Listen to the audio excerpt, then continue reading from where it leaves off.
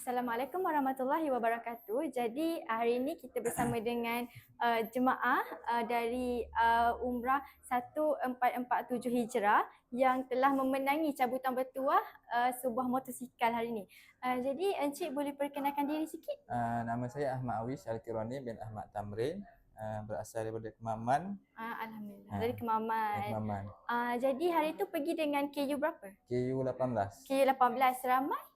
Ha? Seramai berapa orang jemaah masa tu? Seramai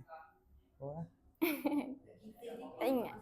Semua jemaah. Semua jemaah Ya. 40 lebih. 40 lebih. Ya. Okey, alhamdulillah. Jadi apa perasaan Encik bila tahu menang ni? Tak sangka. Lepas tu gembira. Gembira, alhamdulillah.